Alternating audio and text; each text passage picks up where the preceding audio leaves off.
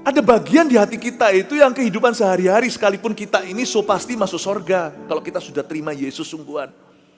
Tapi ada hal-hal tertentu itu yang sorga gak bisa masuk ke kita kalau itu gak dibereskan. Itu harus diselesaikan di hadapan Tuhan. Misalnya ada sesuatu yang ganjel nih di hati kita nih, kita belum ngampuni, itu harus beres. Kalau gak gitu Tuhan gak bisa masuk, bawa kita masuk lebih dalam rencananya. Kita gak bisa dibawa masuk ke dalam rencana Tuhan berikutnya kalau kita tidak mau dibasuh di depan pintu. Tuhan tuh gak bisa di-bypass. Tuhan bilang yang itu, aku minta beres di depanku. Dan kita gak bisa dipakai Tuhan lebih kalau mindset kita, paradigma kita salah. Itu juga kadang-kadang bukan soal dosa ya. Tapi paradigma kita. Kecuali paradigma kita diubah, kita gak dapat bagian dalam Tuhan, paling tidak langkah selanjutnya kita gak akan diajak. Inilah sebabnya banyak orang Kristen stagnasi mati atau ngalami batu sandungan, batu tumpukan, bukan tumpuan, tertumpuk batu di kilometer berapa dalam hidupnya. Coba lihat, dulu dia berapi-api, sekarang dia tidak. Dulu dia dipakai Tuhan, sekarang dia hanya jadi mantan. Bukan lagi jadi garam dunia, tapi jadi tiang garam seperti istri Lot. Ikut Tuhan itu bukan ikut agama dan teori. Ikut Tuhan itu ikut seorang pribadi yang hidup dan berjalan. Karena itu dalam perjalanan itu, kalau Tuhan berkata basuh, ya basuh. Bagaimana pernikahan bisa pulih? Kalau area itu gak mau diotak-atik sama Roh Kudus. Gak kenaan sama manusia itu satu hal. Asal jangan gak kenaan sama Tuhan. Sebab orang yang bisa dibentuk oleh Roh Kudus, orang itu cepat lambat.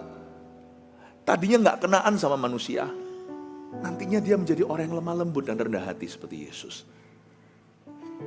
Sama Tuhan itu harus belajar mau. Kaku itu luar dalam. Kalau bicara soal mengasihi, kaku.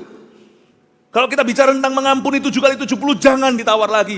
Aku ampuni tapi kalau dia berubah dulu. Aku ampuni kalau dia tidak begitu lagi. Jangan ditawar. Janganlah coba-coba bawa pertobatan kayu sama Tuhan.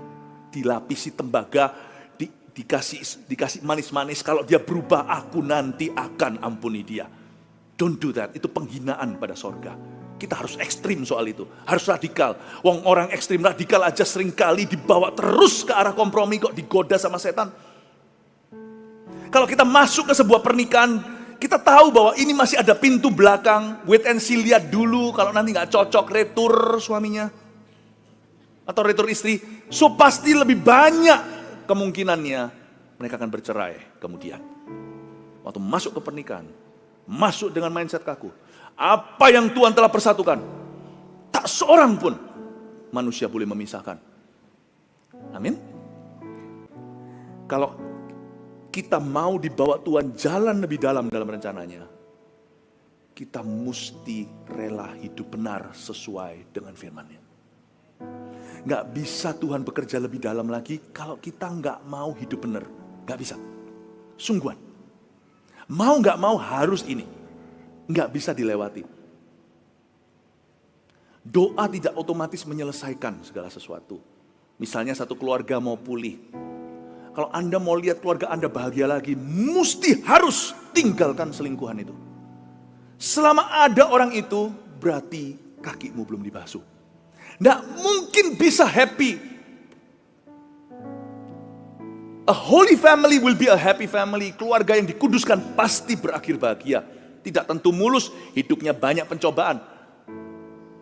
Tapi kalau Anda targetkan adalah keluarga bahagia, tapi hidupnya nggak karuan atau pernikahannya penuh dengan perselingkuhan, nggak mungkin bisa mencapainya. No holiness, no happiness. Kudusnya Tuhan itu kudusnya itu kudus welas kasih. Kudusnya itu kudus menolong. Gimana caranya aku akan membuat yang baik keluar dari kamu. Bukan kudusnya itu bukan kudus begini. Kudus yang membuat kita semakin merasa bersalah, semakin merasa tertuduh. Bukan itu. Kudusnya Tuhan itu beda. Kudusnya itu kudus mengangkat. Sehingga kita menjadi muak dengan dosa kita sendiri berkata, aku gak mau lagi, aku mau yang ini. Orang yang menjaga kekudusan akan diurapi Tuhan secara luar biasa. Catat ini. Ini sudah menjadi prinsip hidup saya sejak saya muda. Saya kaku soal ini. Wis pokoknya begini, saya tahu orang salah aja kalau bertobat bisa diurapi kok. Coba Anda lihat contoh-contoh di Alkitab.